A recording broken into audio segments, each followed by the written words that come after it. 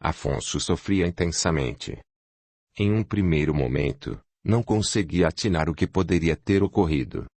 A única suspeita que a cada minuto crescia em seu coração é a de que Leonor se arrependera e fugira, não suportando a ideia de tornar-se sua mulher. Enquanto isso, as buscas continuavam, incessantes. Alguns homens haviam saído a cavalo, outros acompanhados por cães. Muitos dos convidados haviam se oferecido para ajudar na busca, pois a festa não tinha mais razão de ser. Os escravos iam à frente, pois conheciam bem aqueles caminhos dentro do matagal. As mulheres mais velhas se benziam e choravam, assombradas com o desaparecimento da noiva. As mais novas sentiam arrepios ao imaginar o que poderia ter acontecido com a Leonor. Houve quem dissesse que aquilo ocorrera pelo fato de Leonor usar o vestido de sua mãe. Isso é mau agouro, coitada de Isadora, viveu tão pouco. A filha deve ter tido o mesmo destino da mãe. Vai ver que os imperiais a roubaram, aqueles malditos, comentou alguém. Eulália, a irmã de Isadora, dizia a todo momento que era por causa da portuguesa que acontecera aquela tragédia toda.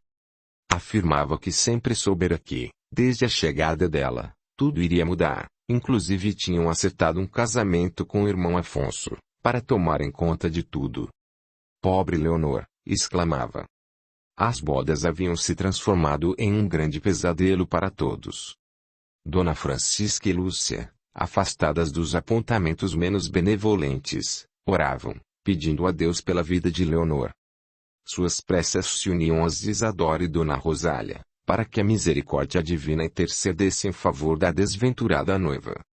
Precisavam, antes de qualquer coisa, ganhar tempo, para que pudessem apelar aos bons sentimentos de Rufino, a fim de que o pior fosse evitado. Apesar da mágoa com a Leonor, oriunda do passado, que o escravo trazia e que o comportamento da moça só fizera piorar, os dois espíritos acreditavam que o amor desprezado do rapaz poderia levá-lo a perdoar nossa amiga. Havia bons sentimentos em seu íntimo, que deveriam despertar. Anoitecera e não haviam encontrado nenhuma pista sobre o paradeiro de Leonor. O desespero tomava conta de todos os corações, principalmente dos familiares da noiva e de Afonso, que continuava sem entender o que poderia ter acontecido. José Venâncio andava de um lado para outro, como uma fera enjaulada.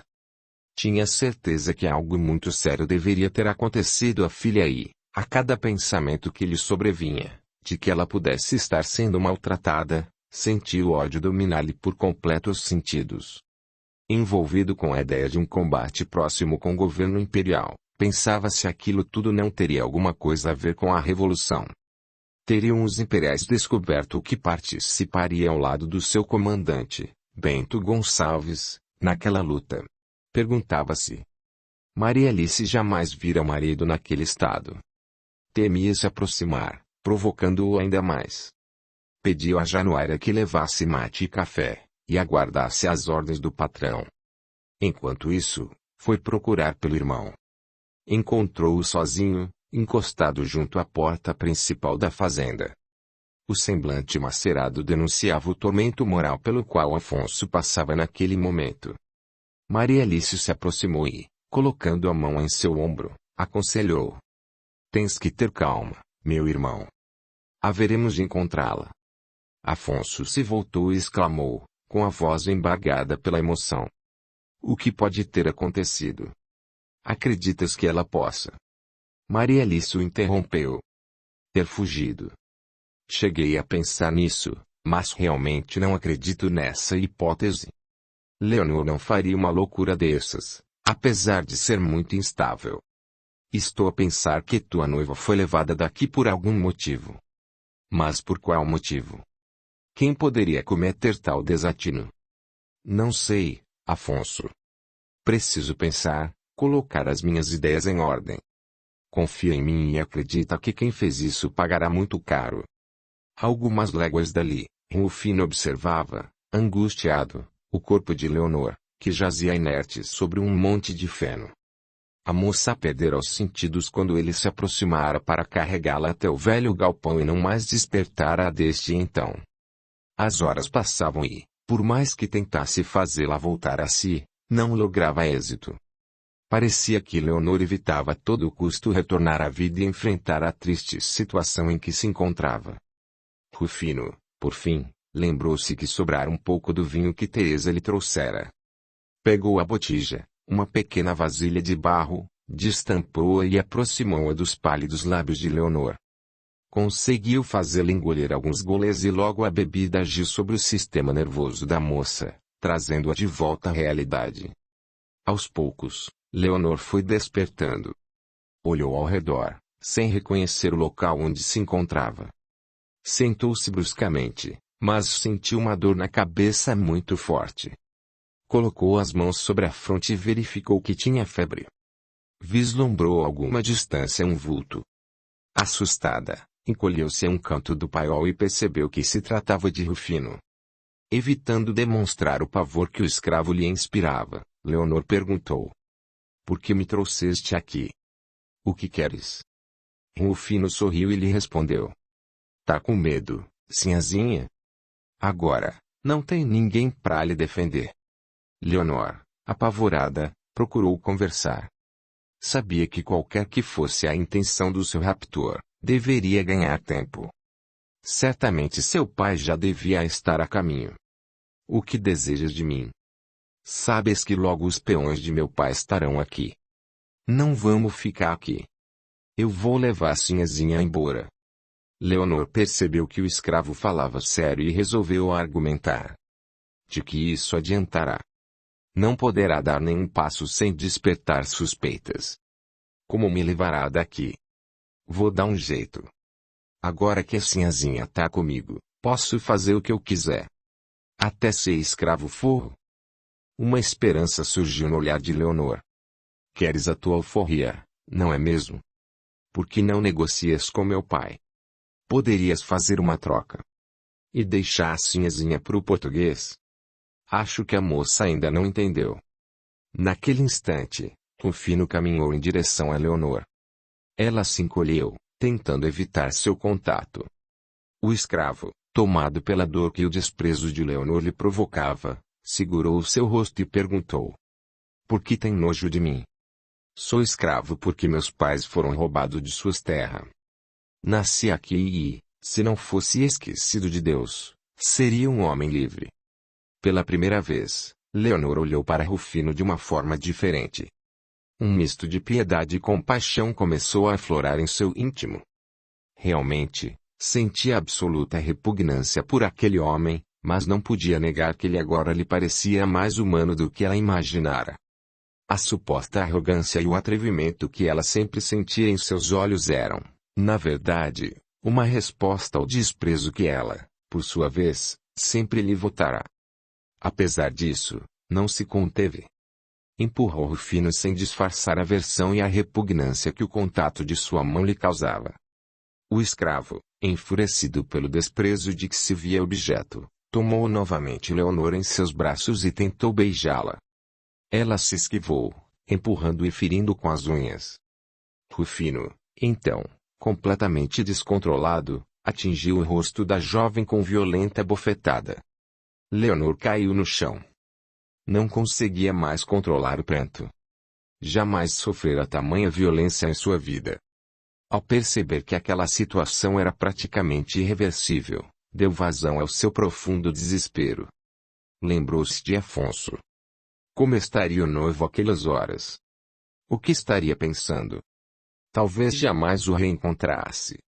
À medida que tais pensamentos lhe vinham à mente, perdia totalmente as esperanças. Como iriam encontrá-la naquele lugar que nem ela mesma conhecia? Com o rosto dolorido, marcado pela violência de Rufino, resolveu orar. Era a única coisa que lhe restava fazer.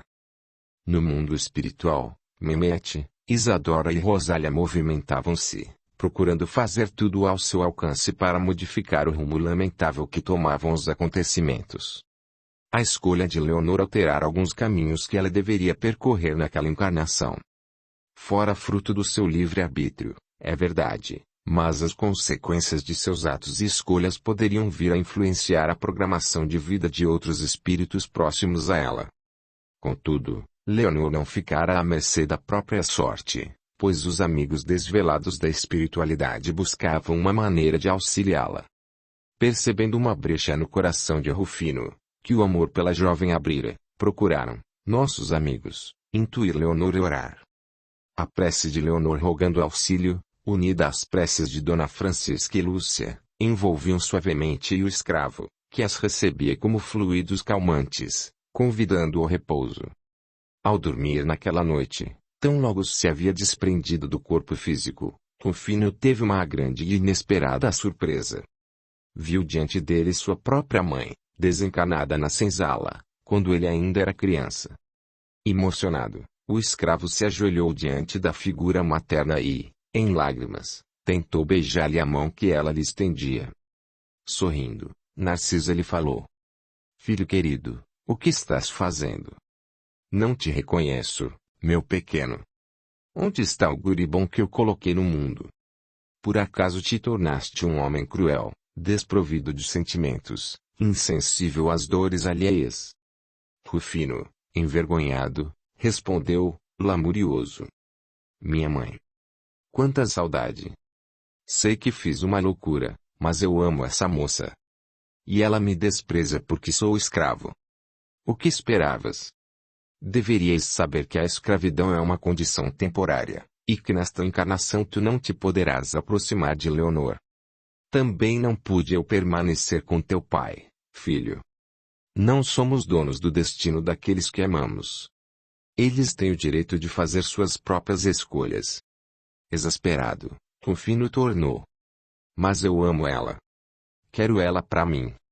Narcisa passou a mão sobre a cabeça do filho e continuou: Agora não poderás lembrar, mas este amor te é negado por tua própria culpa.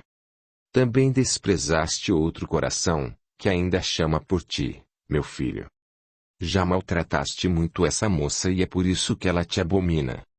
Agora, Leonor deverá seguir seu próprio caminho, que deverá ser de grandes lutas e dificuldades. Como posso deixar ela ir e viver com outro homem? Não suporto essa ideia. Confie e faça com que ela retorne ao lar. E a coisa mais sensata que poderás fazer: deixa a Leonor viver a vida que escolheu. Mas não demores. Senão poderá ser tarde demais. Para ambos. Inconformado, Rufino retornou ao corpo físico.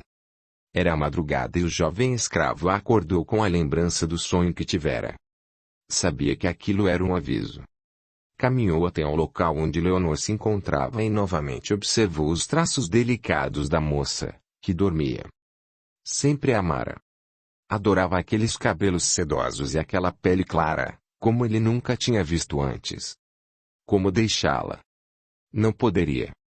Partiria imediatamente, levando-a consigo. Definitivamente, não teria forças para fazer o que a mãe lhe pedira. Capítulo 24. Um desfecho infeliz. Sem perder mais tempo, Rufino se aproximou de Leonor, tocando em seu braço levemente para que acordasse. A moça abriu os olhos e, tão logo avistou o escravo, colocou as mãos sobre o rosto, evitando dessa forma fitá-lo. Rufino falou, enérgico: Precisamos ir embora. Logo os peões do teu pai vão chegar. As tropas do imperador estão rondando as estâncias. Leonor se levantou e, sentindo leve tontura, procurou se agarrar em um banco que havia no galpão. Rufino, ao ver o estado da moça, franziu o senho. Ela não comera nada desde o dia anterior e por certo isso iria atrapalhar na fuga. Resolveu colher algumas frutas das vizinhanças enquanto seguiam adiante. Aproveitou a passagem próxima ao rio para encher uma botija de água. Leonor caminhava com dificuldade, procurando acompanhar o passo de Rufino, evitava olhar para o seu raptor, pois não queria despertar nenhum sentimento hostil no escravo. Após andar em 1/4 de légua, Leonor resolveu perguntar: Onde pretendes me levar? Sabes que não irás longe. Jamais poderás explicar a minha presença com estes trajes, junto a um escravo. Rufino respondeu com aspereza: Fica quieta. Não quero conversa. Leonor achou melhor se calar. Teria que aguardar os acontecimentos. Enquanto caminhavam, A lembrança do sonho trazia à mente de Rufino as palavras de sua mãe. Ponto. Deixa a Leonor viver a vida que escolheu. Mas não demores. Senão poderá ser tarde demais. Para ambos. Rufino, apesar de saber que se tratava de um aviso, não podia entender por que a mãe dissera para ambos. Sabia que ele seria perseguido e talvez até tentassem matá-lo, mas porque Leonor também estaria em perigo. Não tinha a intenção de maltratá-la, desejava dobrar o seu orgulho, mostrar-lhe que, apesar do seu desprezo, sempre a amara. Não tinha outra forma de fazê-lo. Ela nunca admitira sua presença e, quanto mais ela se colocava fora do seu alcance, mais ele sentia o desejo de se aproximar. Com o dia do casamento chegando, a ideia de raptá-la foi se fortalecendo em sua mente. Não poderia suportar nem sequer o pensamento de que ela pertenceria a outro. Esqueceu a sua condição de escravo e ludibriou Teresa, afirmando que apenas pregaria uma peça em Leonor e depois os dois fugiriam. A estas horas a Teresa já deve estar desconfiando. Tenho que me apressar. Realmente, após as buscas infrutíferas da noite, Teresa começava a exibir um comportamento estranho. Afonso, José Venâncio, Leonardo e Antero haviam passado a noite em claro. Maria Alice e Eulália, pouco antes do amanhecer, se recolheram para descansar um pouco. Januária também havia passado a noite sem dormir, junto com Teresa, não deixando faltar café e chimarrão para os homens. Dona Francisca e Lúcia tinham retornado para casa, deixando um menino escravo de prontidão, à espera de qualquer novidade. A inquietude de Teresa deixou Januária intrigada. A certa altura, desconfiando de que havia algo errado, a velha escrava perguntou: "Que bicho te mordeu, guria? Onde tá com a cabeça? Quase derramou todo o café que acabei de coar." Teresa olhou assustada para Januária e questionou: "Tu acha que aconteceu alguma coisa ruim com a sinhazinha?" Januária parou, pensativa, e passando as mãos nos braços, exclamou: "Sei não. Tive um calafrio. Acho que vem tempestade por aí." Teresa arregalou os olhos e reclamou: "Para com isso, tia. Tenho medo. Tomara que ela volte logo, senão..." Januária interrompeu: "Senão o quê? O que é que vai acontecer, guria? Tô achando que tu sabe alguma coisa." Nervosa, Teresa deixou cair a vasilha que tinha nas mãos. Evitando olhar para Januária, afirmou, atrevida: "Bobageira. Para de inventar coisa, tia. Tu já tá muito velha e fica imaginando coisa." A escrava olhou fixamente para Teresa. Novamente, sentiu um arrepio percorrer-lhe a espinha. Largou o pano que trazia nas mãos e exigiu: "Pois tu vai me contar tudinho, viu? O que aconteceu depois do casamento? Tu sumiu, vivente." "Não sei de nada, tia Januária." "Tu deve estar louca. Onde tu andava depois do casamento?" Teresa desviou novamente o olhar e inventou uma desculpa, enquanto brincava com umas batatas sobre a mesa. "Vim ajudar a sinhazinha a se arrumar. Vi quando ela entrou e vim atrás dela." "E daí?" "Vamos, fala guria." "Quando eu entrei, ela já tinha saído." "Jura por Santa Bárbara?" "Claro que sim. Juro." Januária fingiu que acreditou. Iria descobrir de um outro jeito. Na hora do almoço, Maria Alice conseguiu que o marido comesse alguma coisa. Afonso se negava a se alimentar, preocupando a todos. Após a refeição, Teresa cumpriu com seus afazeres na cozinha e saiu às escondidas. Nem precisou investigar muito, pois, tão logo a escrava se afastou, um guri, filho de outra escrava, veio falar com Januária. "Vó Januária, tenho uma coisa pra contar." A escrava se voltou e perguntou, aflita: "O que é que tu descobriu?" A Teresa saiu lá pros lados do rio. Levava uma trouxa de roupas. Quase me viu, tava desconfiada. Januária respirou fundo e, dando uma rapadura para o menino, mandou-o para fora. O pequeno saiu feliz, enquanto a escrava foi rápido para o aposento onde dormia. Fez uma oração e pediu auxílio aos seus protetores. A seguir, disse algumas palavras e permaneceu quieta por alguns instantes. Com o espírito parcialmente liberto, Januária se dirigiu rapidamente para o local onde Leonor se encontrava. Ao avistar Rufino, compreendeu tudo. Retornou imediatamente e, ao despertar do estado de desdobramento em que se encontrava, teve consciência do perigo que Leonor corria. Precisava ir atrás de Teresa o quanto antes. Teresa se havia dirigido para o local onde costumava se encontrar com Rufino. Haviam combinado que fugiriam juntos e ela só não tinha acompanhado Rufino na véspera para não despertar suspeitas sobre o escravo. Começava a desconfiar de que ele a enganara. Dissera-lhe que o aguardasse no local combinado, para empreenderem a fuga tão almejada. Rufino não há de me faltar. Deve chegar daqui a pouco, pensava a escrava, tentando convencer a si mesma de que não participara de uma armação na qual seria deixada de lado. O tempo, no entanto, continuava a correr, e as horas, impiedosas, passavam céleres. Teresa olhou ao redor e se deu conta de que a tarde caía. Os pássaros se reuniam em revoada, rumo aos ninhos, e a natureza dava sinais de que dentro em breve seria a noite. Finalmente reconhecendo que fora apenas um instrumento nas mãos de Rufino, que lhe a usara para raptar Leonor, Teresa desatou a chorar. Sentia raiva, ódio de si mesma, por se deixar envolver pelo escravo.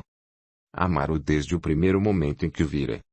Adorava vê-lo de cabeça erguida, orgulhoso, sem ceder aos caprichos de Leonor. Segundo lhe contara, as atitudes de Leonor, de desprezo, nada mais eram do que provocações para que ele a notasse. Desesperada pelo ciúme, ela aceitara ajudá-lo, sem perceber que estava simplesmente entregando Leonor nos braços de Rufino, para que ele a deixasse e fugisse sozinho com ela. Leve ponta de remorso surgia em sua mente. O que faria agora? Como voltar para a casa grande, uma vez que levara todas as suas roupas na esperança de não mais retornar? Ademais, notara o sofrimento de todos na casa, pelo desaparecimento de Leonor. Como explicar que fizera parte da armadilha, que entregara a sinhazinha ao seu algoz? Tomada de angústia, não conseguia parar de chorar. As primeiras estrelas surgiam no céu quando ouviu uma voz conhecida. Era Januária, que fora à sua procura, pois tinha um pressentimento de que a sobrinha teria a chave do mistério do desaparecimento de Leonor.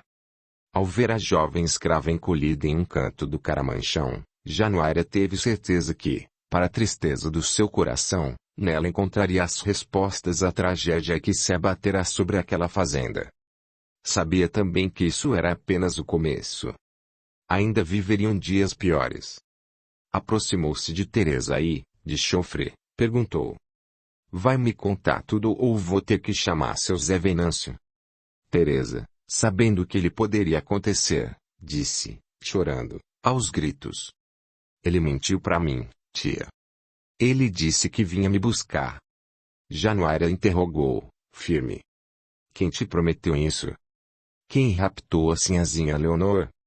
Teresa baixou o olhar e, com o corpo tremendo, respondeu: o Rufino. Disse que a sinhazinha provocava ele e que queria dar uma lição nela. Januária colocou as mãos sobre o peito. Seu velho coração pulava descontrolado ao confirmar o que acontecera a Leonor. Pobre menina! Como deveria estar sofrendo! A seguir, se aprumou e interpelou Teresa: o que tu foi fazer, guria? Este nego te usou, infeliz. Como tu pôde acreditar que a sinhazinha ia querer alguma coisa com ele? Não sabia que ela amava o primo, senhorzinho Leonardo. Naquele momento, Teresa viu com clareza a trama criada por Rufino. Seduzira e, aproveitando-se da inveja que ela sentia de Leonor, usara-a, inventando o suposto interesse da moça por ele. Sabia que ela não admitiria perdê-lo e o ajudaria na consecução do seu plano. Finalmente, dando-se por vencida, contou tudo a Januária. Com lágrimas nos olhos, a velha escrava voltou-se para a sobrinha e lamentou: pobre coitada! Lamento teu destino, minha filha. Não vou poder fazer nada por ti. Se tu quer fugir, vai. Mas eles vão te encontrar. Ah, que vão. Posso me esconder e andar de noite. Não vai adiantar nada, ouviu? Tão logo o senhor José Venâncio fique sabendo, vai atrás de ti e te pega. Não só ele, como todos os fazendeiros da região. Deixa eu tentar, tia. Não quero ficar nos ferros, sem pão e água. Prefiro morrer lutando pra ser livre. Januário olhou para aquele rosto juvenil à sua frente e percebeu que não poderia impedir a jovem escrava de tentar sua liberdade. Dezenas dos de sua raça morriam nas senzalas, muitas vezes por algumas migalhas de pão para os próprios filhos ou vítimas de algum capricho menos digno de seus senhores. Sabia que o castigo que José Venâncio lhe atribuiria seria exemplar. Beijou a testa da escrava, concedendo-lhe o perdão pela atitude que tomara. Tinha certeza de que jamais haveria. A seguir, rumou em direção à casa grande. Teria que contar tudo ao patrão. Provavelmente ele a puniria também, pois, apesar dos anos que lhe servira, fora por sua causa que Teresa viera para a fazenda. Estava, contudo, resignada. Aceitaria o castigo que fosse necessário, queria apenas que encontrassem Leonor. O coração descompassava, enquanto Januária caminhava com dificuldade. A noite caíra e o caminho estava escuro e atemorizante. Ela, entretanto, nada temia. Já vivera muito e tinha a convicção absoluta de que a maldade do coração humano era muito superior a qualquer coisa naquele mundo de Deus. Sabia que partiria mais dia menos dia para uma das moradas do Pai. Antes, porém, precisava encontrar sua filha do coração. Pediria perdão à sinhazinha Leonor. Capítulo 25. Leonor em perigo. Ao chegar à fazenda, Januária encontrou o que já esperava. Maria Alice estava furiosa por sua ausência prolongada e pelo sumiço de Teresa. Chamara outra escrava, das dores, para aprontar o jantar. José Venâncio deveria chegar com os outros homens a qualquer momento, com notícias de Leonor. Estariam, por certo, com fome, pois haviam passado o dia fora. A fazenda vivia dias de muito alvoroço, já que José Venâncio oferecera um prêmio para quem desse alguma notícia da moça. Assim, de todos os lados chegavam informações, muitas vezes falsas ou descabidas, sobre o paradeiro da noiva raptada. Pouco ou nada se importava, agora, com o futuro de sua terra. Só tinha um pensamento em mente: encontrar Leonor. Nervosa, Januária resolveu aguardar a chegada do patrão. Falaria pessoalmente com ele sobre a conversa que tivera com Teresa. Dera uma desculpa sobre o desaparecimento da escrava para Maria Alice, mas não mentiria para o senhor José Venâncio. As horas passavam e José Venâncio não chegava. Januária estava angustiada, pois sabia que cada minuto perdido poderia significar o desaparecimento definitivo de Leonor. O relógio já dera 9 badaladas e a própria Maria Alice já dava sinais de preocupação. Desejava que aquela história acabasse logo, que descobrissem o paradeiro de Leonor, viva ou morta, para receber novamente as atenções do marido, que praticamente a esquecera. Em seguida, ouviram o tropel dos cavalos se aproximando da fazenda. Maria Alice correu à porta principal para ver que notícias traziam. José Venâncio desceu de sua montaria e, com expressão cansada, entrou em casa sem percebê-la. A jovem mulher segurou-o pelo braço, tentando despertar sua atenção. José Venâncio olhou aí, dando um suspiro de desânimo, abraçou-a maquinalmente. Leonardo, Antero e Afonso seguiram seus passos, logo todos se reuniam na grande sala. Tentavam concatenar as ideias. Não podiam entender o que acontecera. Tinham vasculhado quase toda a região, em todos os lugares possíveis, e nada haviam encontrado. Leonor sumira sem deixar rastros. Maria Alice mandou uma escrava avisar na cozinha que o jantar já podia ser servido. Quando estavam todos se aproximando da mesa, Januária entrou na sala. Para surpresa geral, não trazia os pratos para a refeição. Maria Alice, irritada, bradou: "Mas o que significa isso? Onde está o jantar? Como te atreves? Naquele exato momento, Januária se aproximou de José Venâncio e introduziu o assunto. Senhor Zé Venâncio, tenho uma coisa para lhe contar. Posso falar com o senhor agora? José Venâncio, exausto e abatido, não se encontrava disposto a chaurar com uma escrava. Ia sentando à mesa quando Januária, de forma atrevida, arriscou. É sobre a sinhazinha Leonor. Imediatamente, o olhar de José Venâncio se fixou na escrava. Levantou-se e, caminhando em direção a ela, interpelou-a, imperativo. O que sabes sobre minha filha? Fala, vivente. Procurando conter as lágrimas, Januária começou. Perdão, senhorzinho. Leonardo se aproximou de Januária e falou com mais serenidade. Fale tudo o que sabes, Januária. Não temas. Fala, mulher, ou terás que te ver com umas chicotadas, acrescentou Maria Alice. Januária respirou fundo e começou. A véia Januária não fez por mal. Só queria uma ajuda na cozinha. Por isso eu trouxe a Teresa, disse Januária, trêmula. Todos tinham o olhar fixo na escrava. Ela prosseguiu. A neguinha parecia boa. E minha sobrinha.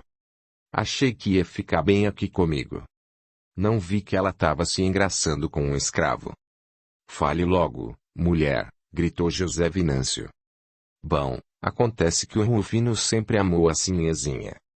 Vi ele muitas vezes espionando a pobrezinha. Eu mandava ele andar, ir embora. Todos se entreolharam, preocupados. José Venâncio indagou. O que esse escravo maldito tem a ver com minha filha? Há muito ele está desaparecido. Januária seguiu. Ele estava por perto. Teresa levava comida para ele numa maloca a umas 2 léguas daqui. Seduziu a menina e prometeu fugir com ela se. Januária interrompeu a revelação. Seu velho coração disparara. Afonso lhe ofereceu um copo d'água. Januária agradeceu e foi adiante. Enganou a menina e pediu que a tonta contasse tudo o que acontecia na fazenda. Queria saber da sinhazinha. Quando ficou sabendo do casamento, quis saber da data e, balbuciou a escrava, com dificuldade. José Venâncio já ajeitava o revólver na cintura. Sabia o que Januária iria dizer. No dia do casamento, ele pediu para Teresa levar a sinhazinha até o galpão. Disse que tinha uma surpresa para ela, prosseguiu Januária. José Venâncio deu um murro na mesa. Como não havia pensado em Rufino. A aversão que Leonor sentia pelo escravo, as queixas constantes do mau comportamento do negro, suas investidas contra ela. Tudo estava muito claro. Mas onde estaria Leonor agora? O que aquele negro ordinário lhe teria feito? O suor escorria-lhe pelo rosto ao pensar no que Leonor poderia estar passando. Mataria o negro, sem dúvida, mas isso não evitaria um mal maior, que, Deus o livrasse de tal desgraça, talvez até já tivesse ocorrido. Afonso estava completamente arrasado. Saber que a sua noiva fora raptada no dia do casamento por um escravo imundo. A raiva e o desespero tomavam conta do seu coração. Desejava matar Rufino pessoalmente. Arrependia-se de ter duvidado de Leonor, chegando a imaginar que ela fugira propositadamente. Com a voz alterada pela emoção, José Venâncio perguntou à velha escrava. Como soubeste disso, Januária? A Teresa me contou. Rufino disse que depois do susto na sinhazinha ela ia fugir junto com ele. Para onde este escravo maldito pode ter levado Leonor? Perguntou Leonardo. Eles foram para os lados do rio. A sinhazinha deve estar sofrendo, ela detesta o rio. José Venâncio chamou um dos capatazes e deu ordem para vasculhar a região de ponta a ponta, principalmente nas proximidades do rio. Haveriam de descobrir o paradeiro de Leonor. Antes de sair, voltou-se para Januária e ordenou. Quero Teresa aqui quando eu voltar. Januária estremeceu. Sabia o que aquilo significava. Maria Alice ouvira, completamente pálida, o relato de Januária. Era só o que faltava. Este negro infeliz voltar não sei da onde logo agora, pensava, preocupada. Se ele contar que fui eu quem o mandou atrás de Leonor naquele dia, na charrete, estarei perdida. Em poucos minutos a casa estava vazia.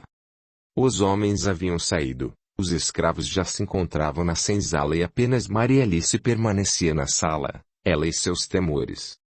Constatava, não sem grande irritação, que a alma daquela casa era, e sempre seria, Leonor.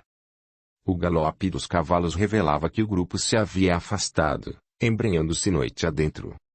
A empreitada não seria fácil, pois a extensão de terras a ser vasculhada era muito grande, por isso José Venâncio mandara chamar outros fazendeiros da região, seus amigos, que por sua vez trouxeram mais alguns homens para auxiliarem na busca.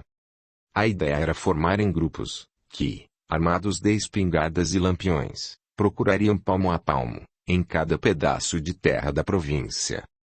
Muitos homens já se haviam juntando ao comandante Bento Gonçalves e a insegurança deixava todos sobressaltados, principalmente as mulheres. José Venâncio não acreditava que Rufino tivesse ido muito longe com a Leonor, pois seria praticamente impossível um negro acompanhar uma mulher branca sem despertar suspeitas. Com efeito, Rufino esperava o anoitecer para seguir sua marcha. Desejava chegar até o quilombo de Mostardas. A jornada se tornara extremamente penosa para Leonor, que, alimentando-se precariamente, já não encontrava forças para prosseguir. Perdida no tempo, não conseguia concatenar as ideias. Lembrava-se de sua festa de casamento e que Teresa lhe havia falado em um presente especial, mas isso lhe parecia ter ocorrido havia tanto tempo. Tinha chorado muito no início, mas agora sentia-se estranha, como se sua dor houvesse transbordado e tivesse tornado seu coração árido como um deserto. Parecia amortecida. O certo é que o trauma sofrido em decorrência dos últimos acontecimentos deixara sequelas tanto no psiquismo quanto no corpo físico de Leonor. Possuidora de um corpo frágil e de uma estrutura psíquica ainda mais delicada, Leonor tornava-se vítima de um processo maligno, que iniciava o seu curso insidiosamente. A extrema debilidade e o retorno da febre fizeram com que Rufino mudasse seus planos. Leonor não suportaria uma viagem até Mostardas, teria que se abrigar no quilombo de Manuel Padeiro, ali perto de Pelotas mesmo. Ao perceber o estado febril de Leonor, tomado de compaixão, Rufino ofereceu-lhe o seu manto para que se cobrisse. Ao gesto do escravo, Leonor respondeu, altiva: jamais me cobrirei com teus trapos. Rufino mordeu o lábio, procurando conter a indignação. Resolveu, contudo, esperar, pois sabia que o tempo abateria o orgulho da moça. Descansariam por algumas horas e buscariam abrigo no conhecido quilombo. Se conseguissem chegar até lá, acreditava Rufino, estariam salvos. Junto a seu povo, faria Leonor esquecer sua vida anterior.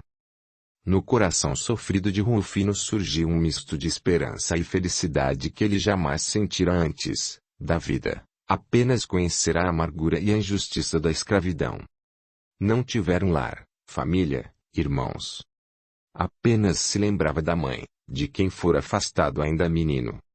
Criado sob a rigidez de uma sociedade escravocrata, apenas trabalhara desde a primeira infância. Apesar de tudo, nunca aceitara sua condição. Lutara com todas as forças para que os grilhões que lhe prendiam o corpo não constrangessem também sua alma. Retomando laivos do comportamento de outras vidas, em que também havia sido o senhor, mantivera a altivez e o amor próprio que Leonor tanto detestava.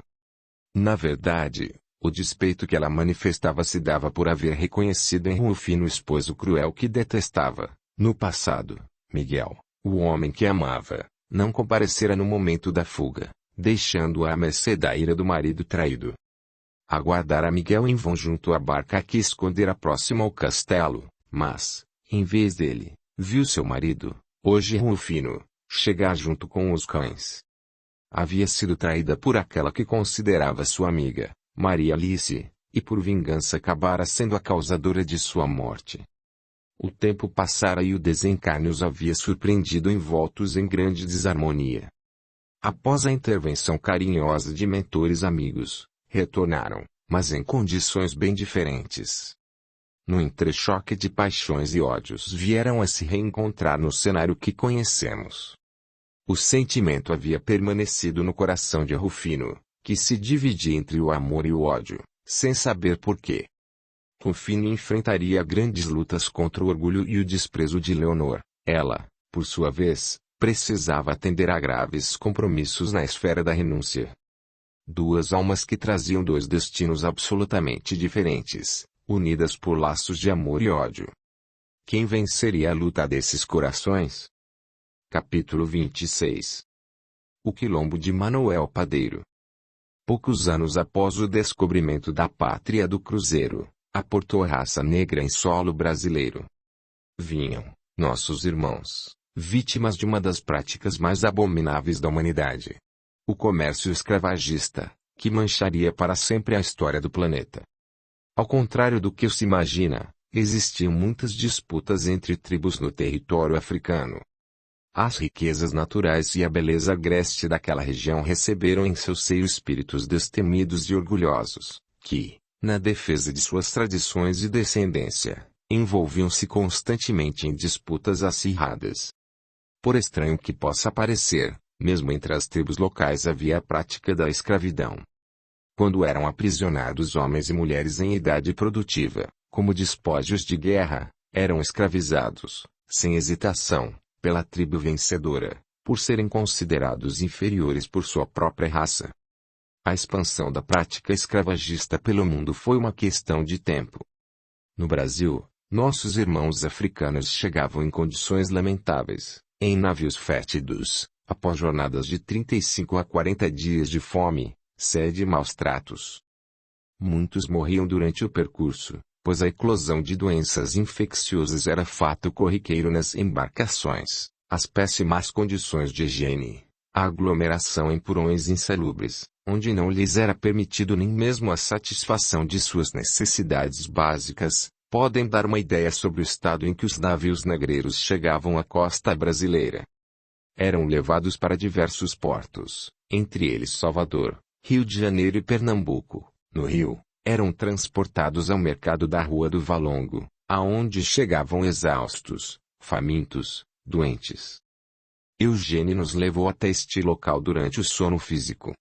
Sabíamos perfeitamente que estávamos no Rio de Janeiro no século XIX, presenciando, com extremo pesar, o sofrimento de vários irmãos na condição de escravos. Nota da médium. Muitos se felicitavam por estarem vivos, outros fechavam-se em si mesmos, revoltados, tomados de ódio contra o que o destino lhes reservara. Mal sabiam nossos irmãos o que ainda os esperava. Após serem vendidos aos senhores de engenho, fazendeiros ou nobres, eram conduzidos para suas novas moradas em condições desumanas, onde atrocidades as mais diversas eram praticadas diariamente. As senzalas geralmente não passavam de galpões infectos, sem janelas, onde eles eram obrigados a dormir no chão. Trabalhavam 14, 16 horas por dia, quando não eram obrigados a trabalhar a noite toda. Levantavam antes do amanhecer e costumavam fazer 2 refeições diárias. Apenas os escravos domésticos tinham uma vida mais amena, vestindo-se e alimentando-se melhor. O episódio da escravidão representa uma página pungente da vida de alguns países. Hoje, a simples lembrança de tal fato macula nossas consciências, ao violentar rudemente o respeito à liberdade individual do ser humano e a qualquer rudimento de sentimento de fraternidade ou caridade. Estendemos aqui o conceito de escravidão à condição em que qualquer criatura subjugue irmãos seus, seja pelo motivo que for. Lamentavelmente, muitos dos que praticaram tal ignomínia acreditavam-se cristãos legítimos e tementes a Deus. A interpretação errônea ou supostamente equivocada dos ensinamentos de Jesus permitiu essa barbárie, com a aquiescência das religiões da época. Ao lamentarmos, muitas vezes, o excesso de trabalho a que somos submetidos, não raro em condições inadequadas, esquecemos o quanto irmãos nossos já sofreram nesse mundo em situações inacreditáveis. Na realidade, a misericórdia divina sobrepõe-se à inexorável justiça e age sempre atenuando nossas faltas, bastando para isso apenas nossa boa vontade em repararmos nossos erros. Não somos mais escravos na acepção real do termo, pela evolução das leis, pela melhoria moral dos homens, mas a fase de resgate persiste. A escravidão terminou, mas a libertação moral de nossos erros, oriundos daquela época, ainda se processa. A fuga de Rufino não era fato incomum naquele tempo. Ao que parece, muitos escravos fugiam, procurando abrigo na fronteira uruguaia ou pedindo abrigo nos quilombos. Embora em quilombo de maior expressão tenha sido de Palmares, no sul alguns se destacaram, entre eles o de Manuel Padeiro. Tratava-se de um negro que tinha fugido de seu senhor e criado uma comunidade nas proximidades de Pelotas. A Serra dos Tapes era o lugar para onde os negros que fugiam procuravam se esconder, por suas características geográficas, com relevos de mata abundante. Esses negros viviam como bandoleiros, assaltando chácaras e fazendas, e eram comuns as emboscadas nas estradas, levando terror aos estancieiros da região. O desejo de não voltar à condição de escravos levava esses quilombolas, como eram chamados, a uma vida exclusivamente de furtos, sem fixação à terra, no caso de Manuel Padeiro, procurando sempre oportunidades para novos ataques. Se Rufino tivesse buscado a fronteira, teria logrado melhor resultado em sua fuga, mas, acreditando na boa sorte, buscou o quilombo do Mina. Manuel era assim chamado devido à sua origem, a Costa do Ouro. Rufino ouvira falar que o ex-escravo odiava os brancos e era muito temido nas redondezas. Ao mesmo tempo, o estado de saúde de Leonor não era dos melhores. O choque emocional que sofrera no dia do próprio casamento e os acontecimentos que seguiram levaram a jovem a um estado de prostração indescritível, aliado a uma infecção na garganta que se alastrava, impiedosa. A febre alta e a debilidade da moça assustaram Rufino, que apressou o passo, passando-o a carregar Leonor, apesar dos seus fracos protestos. Era preciso chegar o quanto antes ao quilombo de Manuel Padeiro. Rufino sabia que, se Leonor morresse em seus braços, seria acusado de assassinato, e nenhum negro da época desconhecia o futuro de um escravo assassino. Já tinha visto seu retrato com a acusação de negro fujão, mas nenhum jamais se referira a ele como um assassino. Ademais, perder Leonor, sonho de sua triste vida, seria perder a própria existência. Sem medir esforços, Rufino avançava, cansado e sedento, mas com o único objetivo de chegar ao quilombo. O cerco se fechava com homens dispostos a tudo, capatazes liderados pelo próprio José Venâncio, dando investidas em chalés, choupanas, albergues de beira de estrada, galpões muitas vezes abandonados por outros negros, etc. Se chegar ao quilombo, estarei salvo. Assim pensava Rufino. Apressando a marcha, Rufino divisou pequena colina e, subindo com extrema dificuldade, alcançou o topo. De lá, pôde ver alguns ranchos. Com um sorriso, retomou a caminhada. Finalmente chegara a seu destino. De repente, como que saído do nada, surgiu um grupo de negros fortemente armado à sua frente. Rufino estacou e, caindo de joelhos, falou: "Ajudem esse negro, seu irmão, que só quer ser livre." O líder do grupo fez um sinal para que os outros recuassem e se aproximou.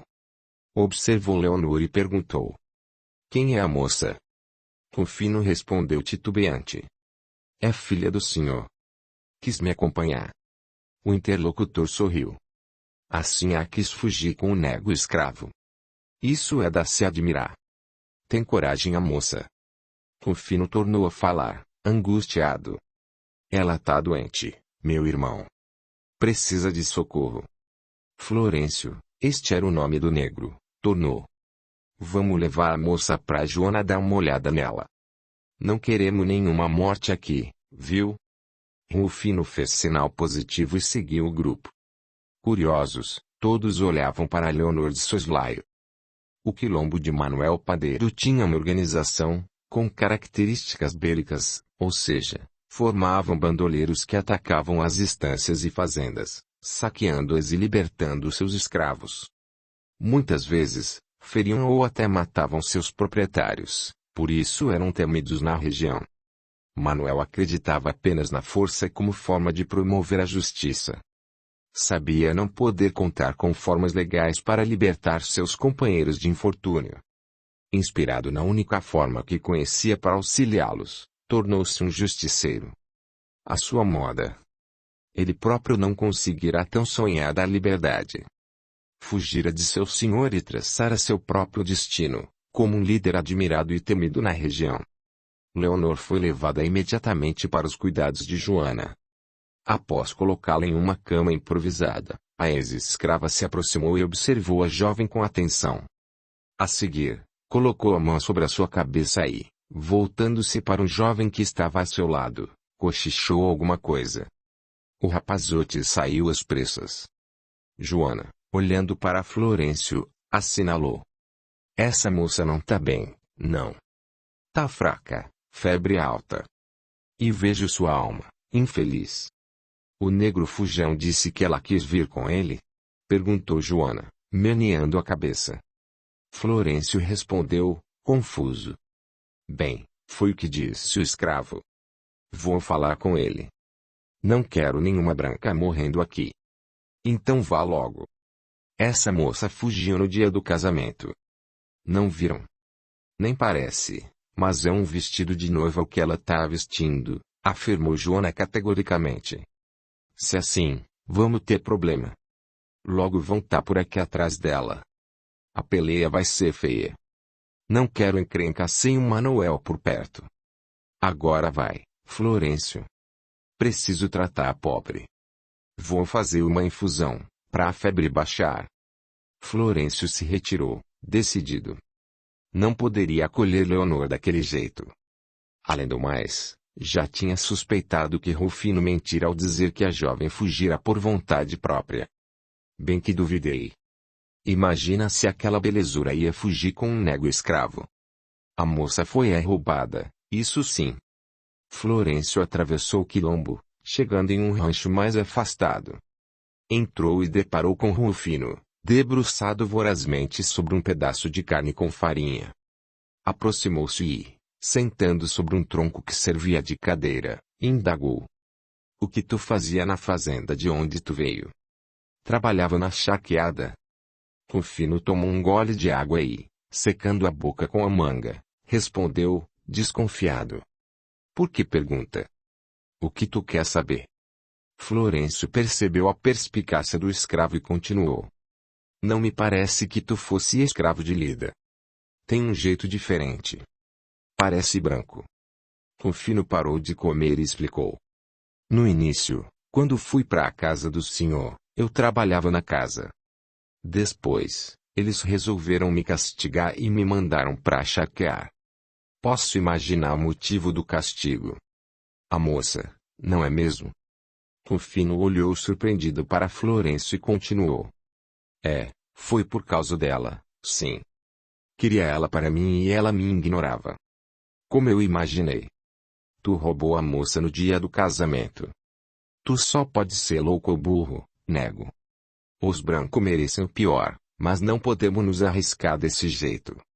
A essas horas a guarda da vila e os capatazes do teu patrão devem de tá batendo em tudo que é canto. Vão chegar aqui a qualquer hora. E o soldado do imperador? Tu sabe que vai ter uma guerra, nego? Rufino se levantou e exclamou com desespero. Claro que sim, mas nos ajuda, Florencio. Posso lutar com vocês. Não posso sair daqui, agora que consegui chegar. Não me abandona, meu irmão. O coração de Florencio, que normalmente era duro e inflexível, confrangeu-se. Lembrava do filho que deixara, havia muito tempo, na cidade onde morava. Procurando se conter, falou pausadamente. Calma, rapaz. A situação é grave, mas não podemos decidir nada. Só quem decide aqui é o Manuel. Quando ele voltar, vamos dar um jeito. Ele deve estar demorando por causa do soldado. Deve de estar escondido na mata para se proteger. Florencio bateu levemente nas costas de Rufino e se retirou. Havia muito não sentia uma emoção tão forte como diante daquele pobre escravo. Algo havia tocado seu íntimo ao ver o desespero de Rufino diante da possibilidade de se ver novamente no cativeiro.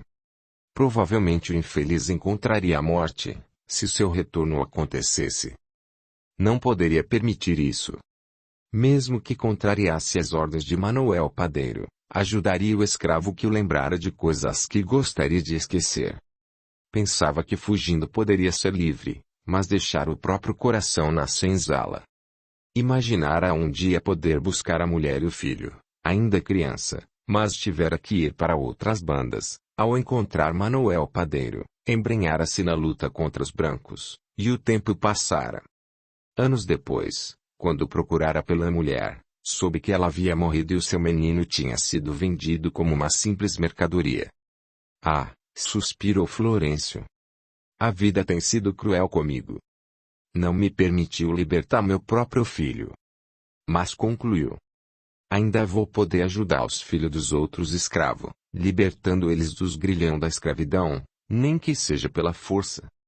Assim, Florencio se recolheu com as lembranças lhe assomando ao cérebro e lhe tornando pesado o coração. Capítulo 27. Os zelos da vida. No dia seguinte, Florencio saiu em busca de Rufino, só que não o encontrou em seu rancho. Seguiu imediatamente em direção ao local onde Joana se encontrava, pois sabia que o encontraria lá. Ao chegar, parou de repente. A cena inusitada que se descortinava à sua frente fez com que o guerreiro, ex-escravo, acostumado com todo tipo de manifestação da alma humana, emudecesse.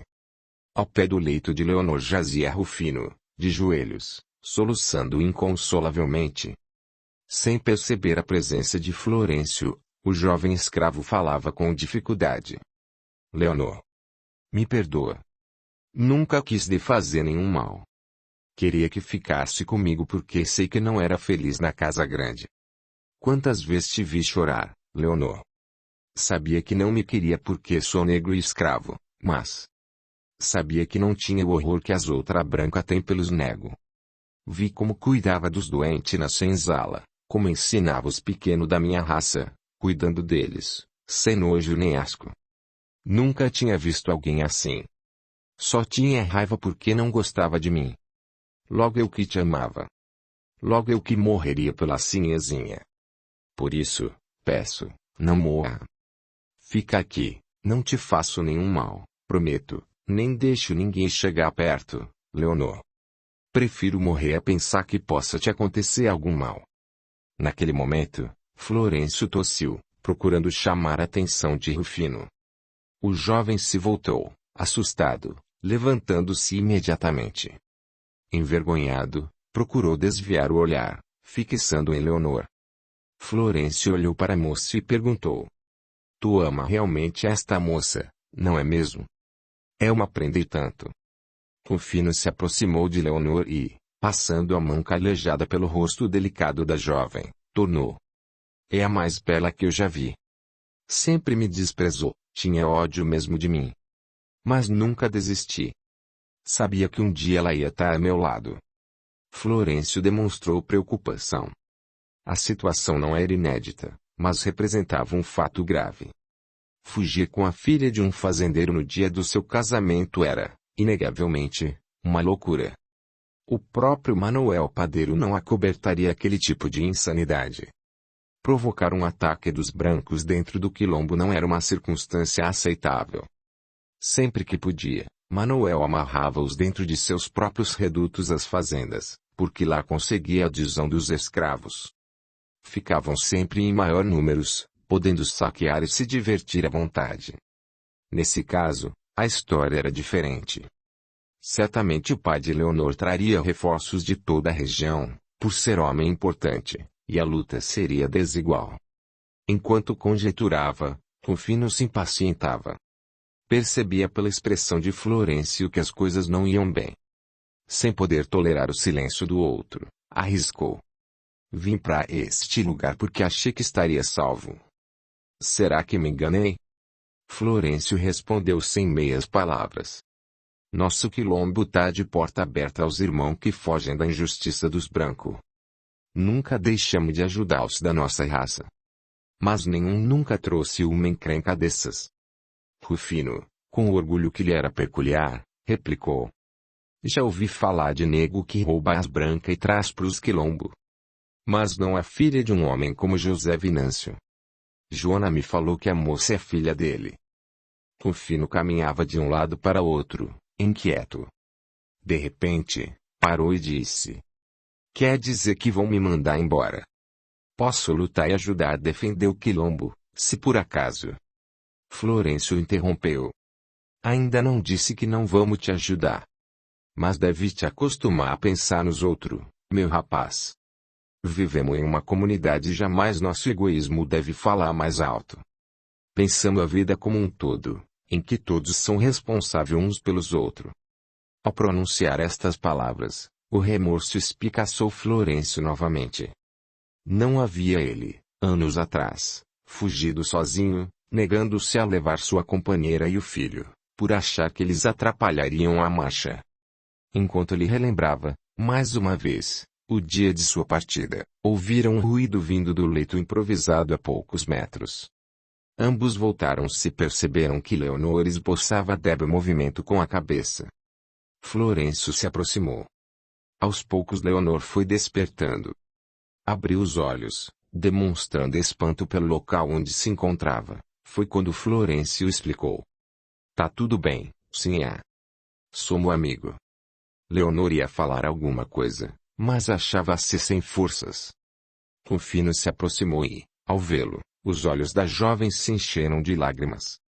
Florencio fez um sinal para que ele se afastasse e Leonor, segurando a mão do líder negro, suplicou. Ajuda-me, por favor. Florencio segurou sua mão em resposta e disse, em tom sereno. Calma, filha. Ninguém vai te fazer mal. Descansa. Naquele instante, Joana entrou e ordenou, com autoridade. Chega de conversa.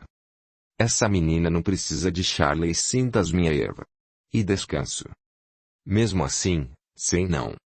Ouvindo a ordem de Joana, Rufino e Florencio se retiraram. Joana possuía bastante sensibilidade mediúnica, o que lhe permitia ver além da realidade material. Percebera que a ligação de Rufino e Leonor transcendia a vida presente e que, apesar de o coração da moça estar à deriva no mar da vida, o escravo ainda trazia, inconscientemente, a lembrança de que ela lhe pertencera. Subitamente, uma calafrio percorreu o corpo de Joana. Não tem dúvida, pensava. Estes dois ainda vão trazer muito aborrecimento para todos nós. Preciso fazer alguma coisa antes que seja tarde. Sendo assim, Joana deliberou tomar alguma providência antes do retorno de Manuel Padeiro a fim de evitar que ele soubesse do acontecido. Era preciso afastar o perigo que rondava o quilombo. Enquanto isso, José Venâncio continuava procurando pela filha acompanhado de Antero, Leonardo, Afonso e seus capatazes, alguns escravos de confiança, a milícia da vila, que havia se dividido, mandando uma parte dos homens de volta em função das notícias alarmantes que chegavam de Porto Alegre. O tempo não ajudara, porque a chuva e o vento os retiveram na retaguarda. Estavam a quase um dia de distância de Rufino e isso fazia diferença para que obtivessem sucesso na busca. Preocupados, buscavam recuperar o tempo perdido, evitando paradas que os julgavam desnecessárias. O cansaço, no entanto, estava presente em todos os rostos.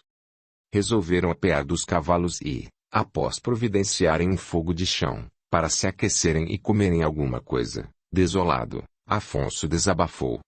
Lamento dizer, mas acho que já devem ter atravessado a fronteira. Faz alguns dias que não temos nem o rastro de Rufino. José Venâncio deu um salto e contrapôs. Não. Isso não pode ter acontecido. Ainda vamos encontrar a minha filha e a levaremos para casa. Leonardo interveio. Concordo, mas não podemos esquecer que, se de fato já alcançaram o país vizinho, não poderemos fazer mais nada. Rufino estará livre. Antero pensou alguns instantes e conjeturou. Se estivéssemos no lugar desse negro, o que faríamos? José Venâncio pensou alguns instantes e respondeu. Jamais me colocaria no lugar daquele verme. Não posso imaginar o que um ser bruto como aquele poderia fazer. Não passa de um animal. Leonardo procurou acompanhar o pensamento do pai. Entendo teu raciocínio, meu pai. Certamente, se eu fosse Rufino buscaria a fronteira, para ser livre. Mas seria muito difícil essa empreitada, pois estaria acompanhado de uma mulher branca. Isso despertaria suspeitas. Antero expôs o que lhe ia na mente. Exatamente. Por isso acredito que esse maldito não tomou essa direção. Estamos, na realidade, nos afastando de Rufino. Voltando-se para José Venâncio, falou enfaticamente. Estás enganado, meu irmão. Este negro não é nenhum asno como pensas. Deveria saber que não iria longe com a Leonor e, por isso, deve estar mais perto do que imaginamos. José Venâncio se alterou e exclamou em voz alta. Diga, homem, o que tens em mente? Chega de mistério. Antero respirou fundo antes de falar. Conhecia o irmão de Subejo e sabia o quanto era impaciente. Resolveu opinar. Talvez não concordes, mas acho que Rufino ainda está nesta região. Ele deve ter procurado proteção junto aos seus. Naquele momento, Leonardo concordou. É isso, sim. Ele deve ter ido para o quilombo. Afonso, que ouvia com atenção, questionou. Quilombo? Mas existem esses agrupamentos aqui no sul? José Venâncio confirmou. Sim, eles existem em quase todo o país. Não havia pensado nisto. Vou falar com o comandante da milícia. Precisaremos de mais homens se formos atacar estes negros. O grupo se aproximou do comandante, que mastigava um pedaço de carne assada, e expôs a ideia que tivera. O comandante limpou a boca com farda e, após tomar um gole de vinho, respondeu. Sei o que os senhores devem estar passando. Mas precisamos avaliar bem essa situação. Estamos a um passo de uma guerra. Já cruzamos com os legalistas que iam para Porto Alegre. Andam falando que o tal Bento vai. Audiolivro realizado pelo canal Suryashanti Audiobook. José Venâncio não entendeu a reação do militar e interrompeu. Com todo o respeito que lhe devo, acho que não entendeu o que lhe falamos. Creio que a minha filha está neste quilombo e queremos ir buscá-la, nem que seja preciso lutar. Independentemente de uma guerra. O comandante levantou-se e, olhando para todos, comentou. A situação é mais grave do que o senhor imagina. Afonso tomou a dianteira e contrapôs, orgulhoso. Estamos dispostos a lutar para encontrar minha noiva. Qual a dificuldade que o senhor vê nisso? O oficial Pedro Gonçalves de Melo falou com serenidade. Calma, senhores. Não há motivo para exaltações. Mas a verdade é que, e voltando-se para José Venâncio e Antero, disse. Bem, a verdade é que, como os senhores bem sabem, não existe o menor interesse de nossa parte em que seja criado um conflito com estes negros. Afonso ia dizer alguma coisa, mas o oficial Pedro não o permitiu. Escute, senhor Afonso. Não conhece essa terra, esse país. Não estamos no Rio de Janeiro. Estamos na província de São Pedro do Rio Grande do Sul, onde a população escrava é quase o dobro da de brancos. Somada aos negros livres, passam de muito a nossa raça. Qualquer fazendeiro sabe o perigo que ronda as suas terras. Se estes negros resolverem se revoltar. José Venâncio baixou a cabeça. Sim, é verdade. Leonor nunca me permitiu usar das medidas que outros fazendeiros usam por aqui. Mas a maioria só trabalha com o rabo de tatu no lombo. É preciso intimidá-los. O oficial continuou. Se atacarmos o quilombo provocaremos uma represália de consequências imprevisíveis. Talvez a que tanto temos evitado. Precisamos, por isso, agir com cautela. Acredito que possam estar certos em relação à fuga do negro para o quilombo. Agora, precisamos encontrar uma maneira de confirmar essa hipótese e, em caso verdadeiro, Teremos que encontrar uma forma de tirar a moça de lá. Todos ficaram pensativos. Precisavam encontrar uma maneira de entrar no quilombo de Manuel Padeiro e salvar Leonor.